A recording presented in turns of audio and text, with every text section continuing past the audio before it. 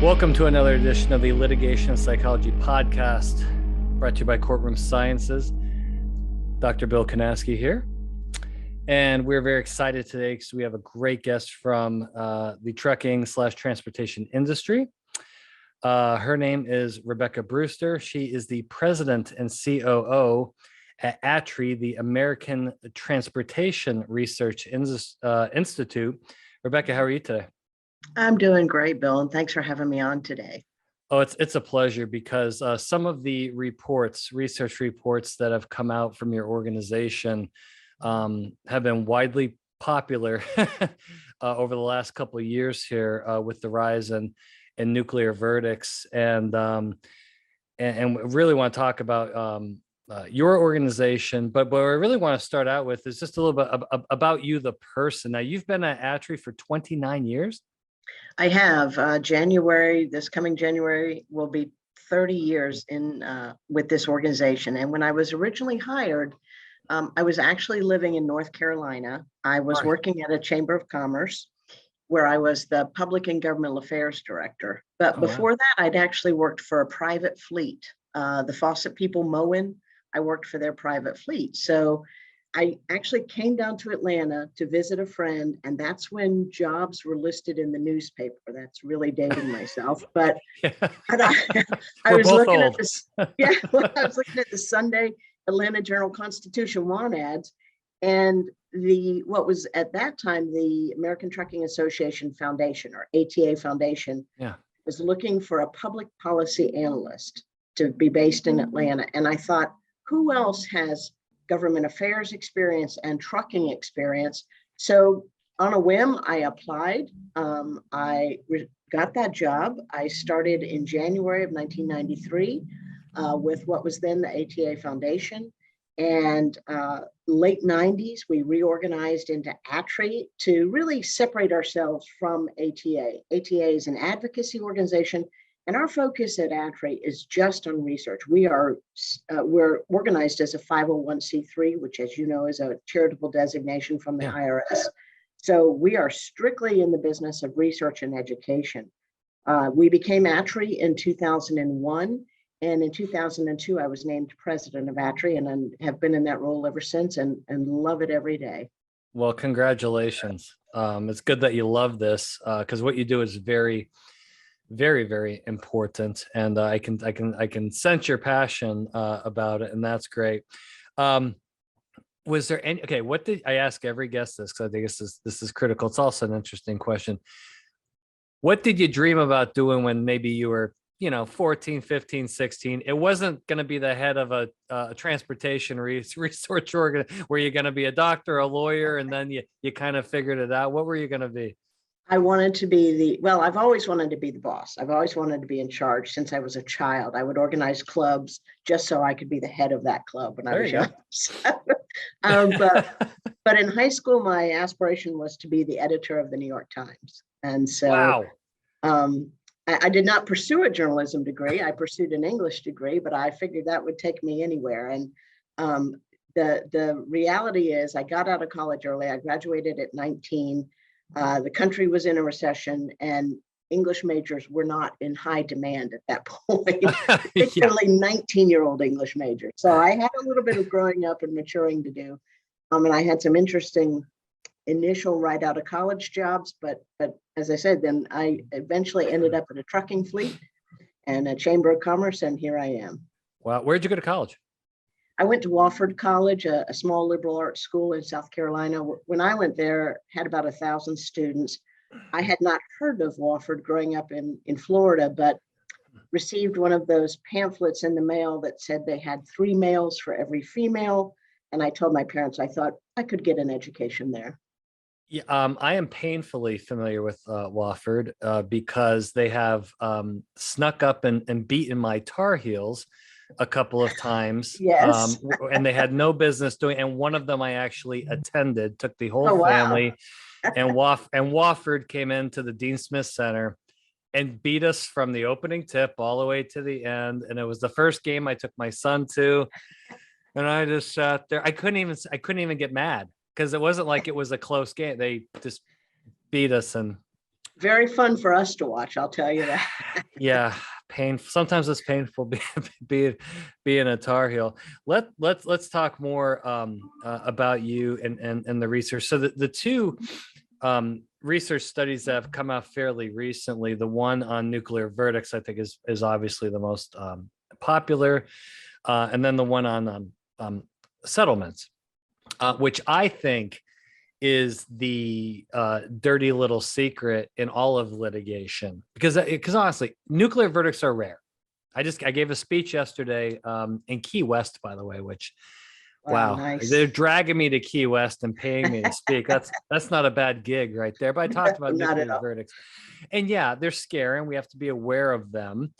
But statistically, they're pretty rare. I think the overpaying on settlements is something that costs a staggering amount of money. But both of those studies, they are on your website, and I encourage everybody to go there and read these. I know everybody's read these in the industry, because if they're not, they're not very bright.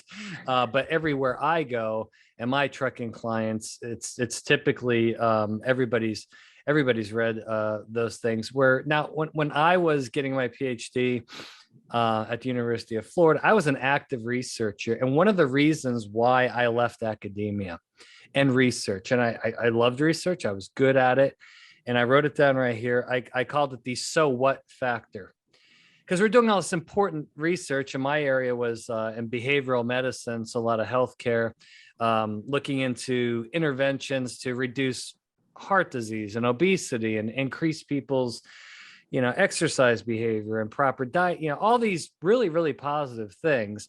And then you do all this research, and then the obesity rate goes up, and you're going, okay, so how do you see that to bridge the gap between data that you provide in a very good way, but how do you get from data to behavior at the trucking company level? Well, and it's a great question, and I think it really hits on. So it was a nice segue. Hits on my original career path to be the head of the New York Times, because yes. I think one of my important roles at ATRI, and I'm surrounded by a team of just top-notch data analysts and research professionals, and the industry is very blessed to have them doing work on their behalf.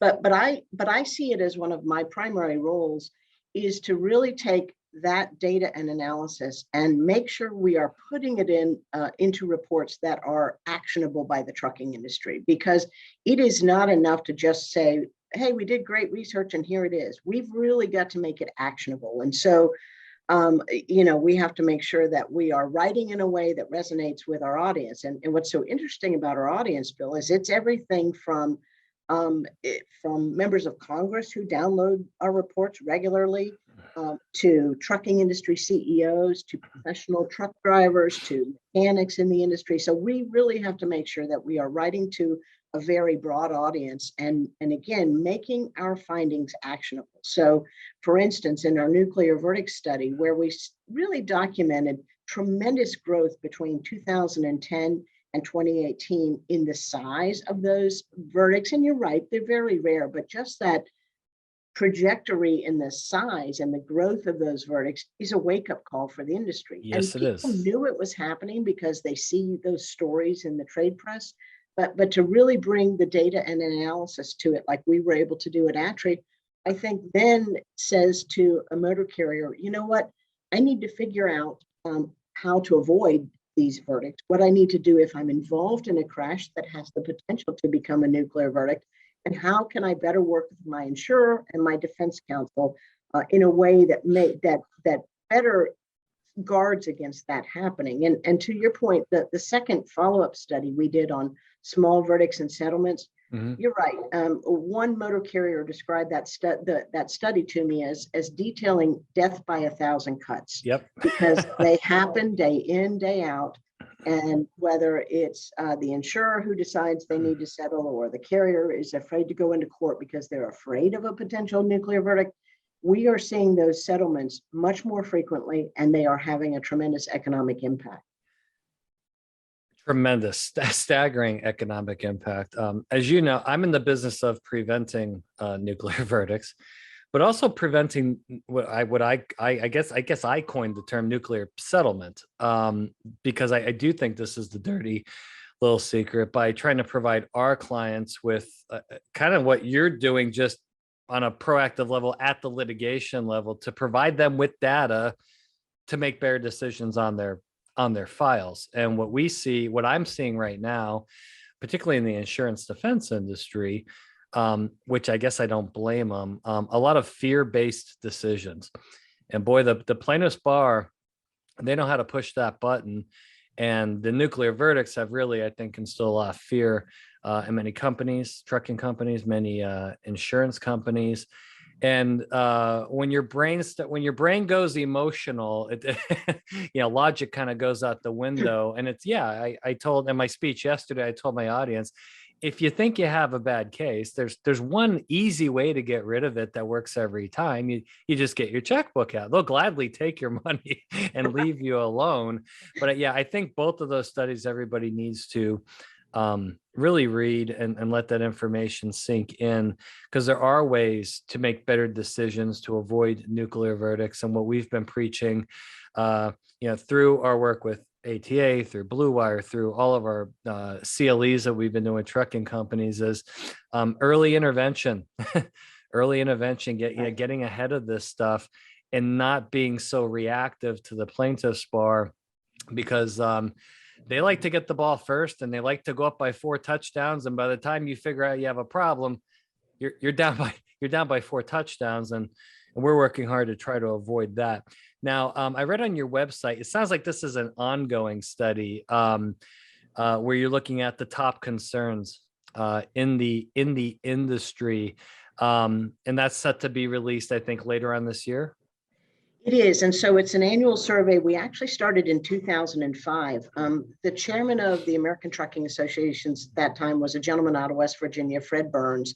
And Fred felt that the industry was being too reactive to everything that was coming at us, whether it be hours of service changes or environmental regulations, whatever the case may be. And so Fred wanted the industry to take a more proactive stance. And so he approached ATRI to ask us if we could come up with a methodology for really identifying what are those issues that are going to hit the industry 5 years down the road so that we can be better prepared. So we launched this annual survey, and we asked the industry to identify what their top issues are. Now, while it was originally intended to be what are we going to face down the road, the fact of the matter is people only know what's happening right now. And so they ended up ranking their pain points that they were experiencing at that time. But it was so well received, and participation was great in that initial survey, that we decided to make it an annual event, because over time it really has been sort of predicting what's going to come down the road as we see issues maybe not crack the top 10, but they are issue number 11 through 13. And so we know they're sort of on the horizon. So we started that in 2005 was the first survey. It's interesting because when I do presentations, I typically put up a PowerPoint slide that shows what the 2005 top 10 issues were versus what the most recent issues are. 2005 fuel cost was the number 1 issue. Why? We had just had Hurricane Katrina, because we launched the survey in September. We just had Hurricane Katrina, and the Gulf fuel supply was greatly impacted. And so fuel costs were number 1, followed by the driver shortage. These are things, guess what? In the 2022 survey, I think we will see very near the top, fuel costs and driver shortage. And so it really does, the more things change, the more they stay the same. But what I'm probably most proud about in that annual survey is the growth of participation by professional truck drivers in that survey. And starting in 2016, in the report, we started breaking out. So we report on the overall ranking of the issues by the industry at large, but then we break out how truck drivers versus how motor carriers rank those issues. And those differences are telling. And they're important for us at ATRI because they really help us shape what research we're going to be doing. So case in point, truck drivers have repeatedly had the lack of available truck parking in their top 5. And typically it's number 1 or 2. And in fact, in the 2021 survey, drivers had a tie for number 1 between truck parking and driver compensation. Truck parking does not show up on the motor carrier top 10. Interesting. What shows up on the motor carrier top 10, driver shortage, driver retention, lawsuit abuse reform, insurance cost availability. I tell every audience I speak to, if you are a motor carrier and your number one and number two concerns are finding and keeping the best drivers, you need to pay attention to, care about, and impact what you can on the driver side of the equation. And Absolutely. that's compensation, parking, and detention. Yeah. You know, if I'm a motor carrier, I can't build a parking deck or parking lot necessarily, but I can work with my state DOT to make sure they don't close rest areas. I can certainly impact driver compensation, and I can work with my customers to really enforce those detention times and get them cut down. That's an excellent excellent description. And I think you're right. I think getting data from the actual drivers is a completely different universe, and having that dual understanding is so important. Now, within that data, can you maybe tell us about the differences? Let's talk about the carriers, the differences and concerns maybe versus, because every speech I give, you know, you have your JB Hunts and your Old Dominions, but then you got your medium-sized fleets, and then you get your mom and pops. They must have different concerns, I'm assuming, across that spectrum of the size of the actual company and the fleet. Well, they do. And that's what's so, I think, compelling about this survey, is because it is open to anyone in the industry. So it is, the overall results reflect the collective input of the industry, big fleets, small fleets. And within those fleets, it's the CEO, it's the technicians, it's the driver managers. But also, we've talked about the driver's side, but it also, we get participation from law enforcement because they have a view on what the top issues of concern in the industry are. And so we get that sort of collective input. But I think where there's real power in the results is, yes, these are the issues, but for each issue that a respondent to the survey ranks as one of their top concerns, they are asked to rank strategies for how you deal with that issue. Oh, wow. And so those strategies not only inform what we do at ATRI, because they might be research-based approaches, but they inform the folks at ATA because they might be federal advocacy approaches, but they also inform the state trucking associations because they might be advocacy or grassroots types efforts at the state level. And so, for instance, lawsuit abuse reform, seeking caps on eliminating phantom damages or seeking caps on that, is one of the strategies. Looking at harder and tougher prosecution for staged accidents. Certainly, if I'm a carrier in Louisiana, I'm very highly aware of that situation.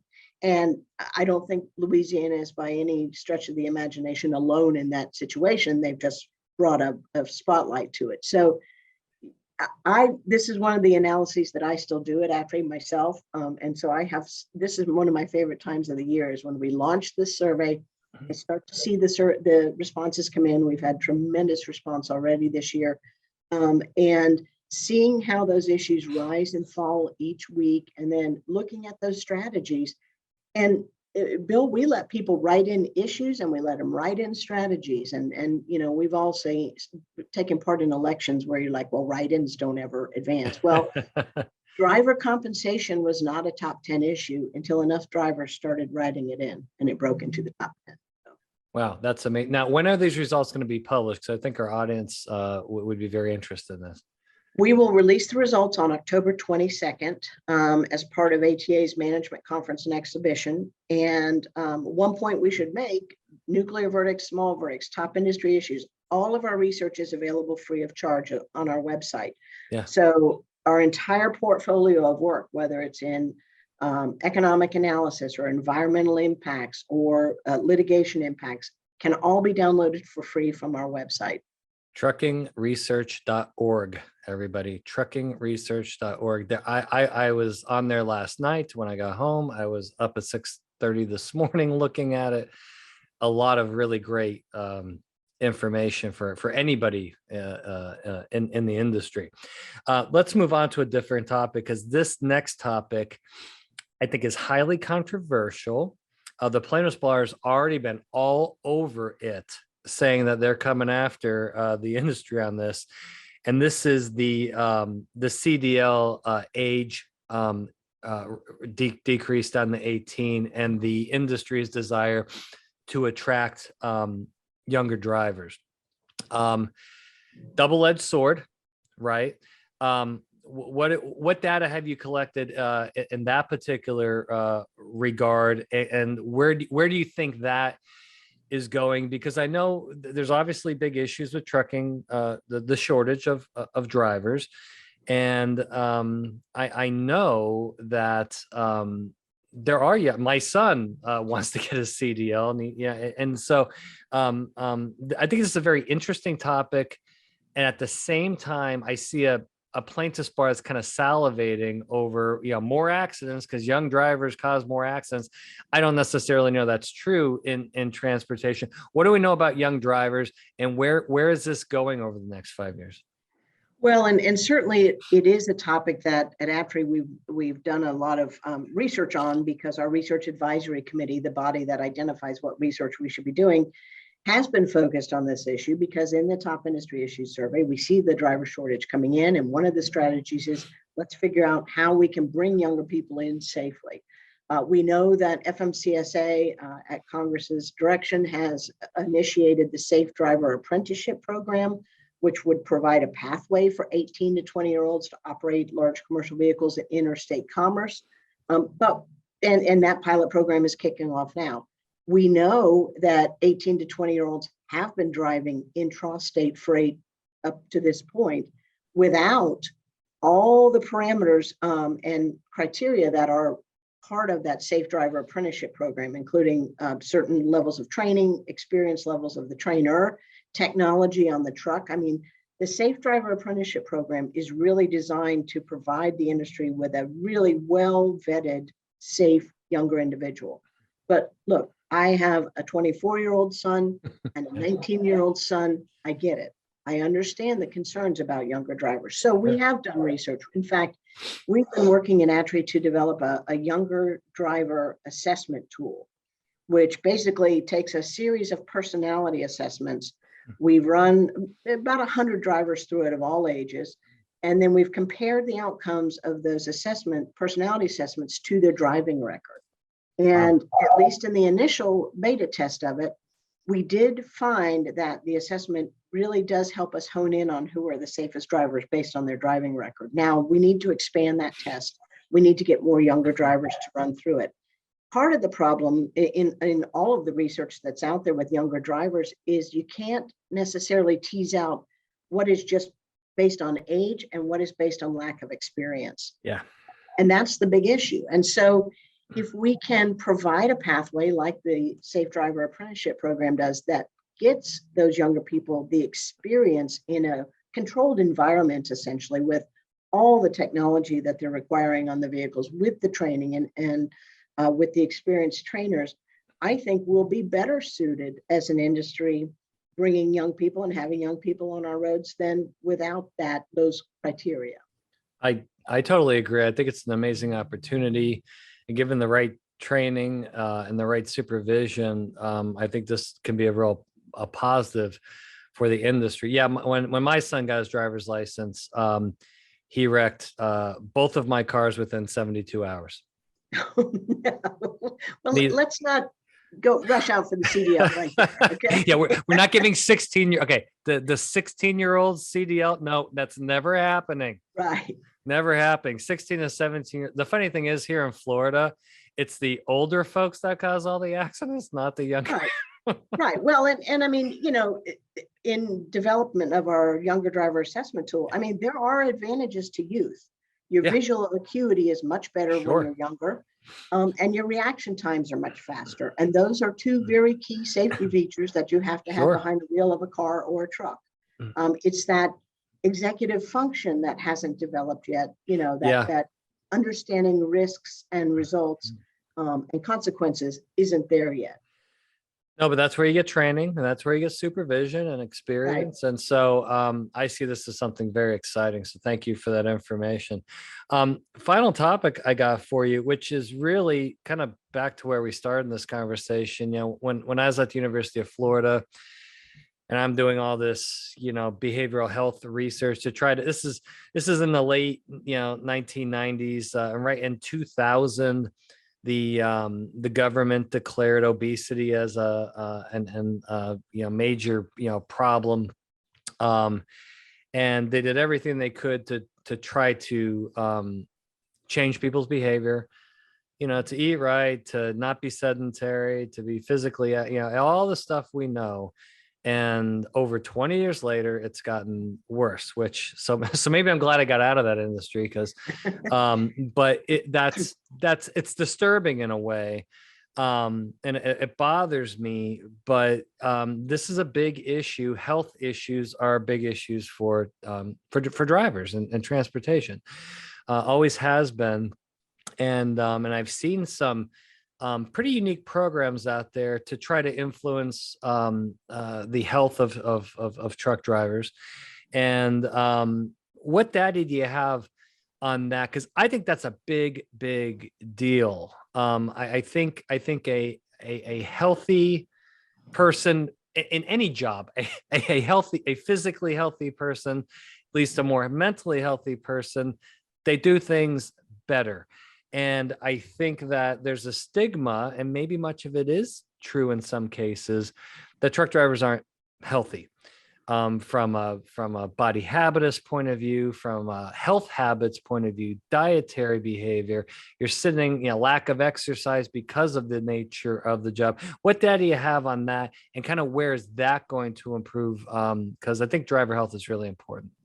It is very important, and it's a topic across my career with ATRI. I've worked on driver health and wellness topics.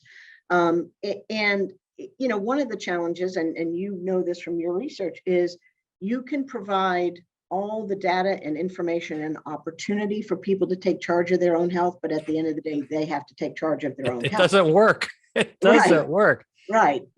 So, but we do need to do a better job as an industry, and I think we are, in providing those opportunities for drivers.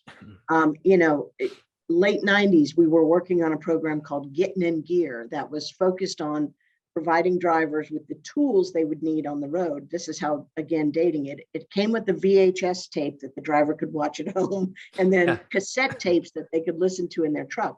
But it focused on better training drivers on how to get proper rest.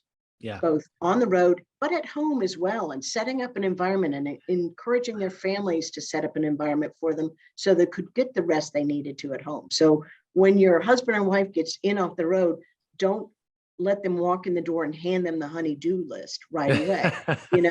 Let them get the rest, because understanding that as soon as they get back out on the road, the amount of sleep and rest and relaxation they've been able to get at home is going to impact their safety on the road. Teaching drivers how to eat better, and where they can, pack their own food, because often, certainly years ago, it was so challenging on the road to get the options are terrible. They are. They're getting better, but they're still not great. Still not great. You're right. But also meditation and learning, teaching drivers how to relax, because so much of the stress they encounter from detention and from traffic congestion and everything that's unavoidable part of their job also impacts their health and wellness. What now? A side question here, which I think is critical for obvious reasons, but just for anybody. I think sleep hygiene is a big deal, and these guys are sleeping on the road and in cabs. I think that's it, because I know when I don't sleep well, I'm just useless. I'm a complete raging lunatic. I can't think. I can't speak. And everything I do is bad if I don't have good sleep quality. Do you have data on like more sleep hygiene, or are there recommendations out there for drivers to improve their sleep hygiene? Because you can try to rest all you want, but if it's bad rest, it doesn't really work, right? Right. And I will forever regret, I think one of our biggest research missed opportunities was when the FMCSA changed the hours of service rules to go from when you could split your sleeper berth time, however you chose, to requiring a base core sleep of 8 hours.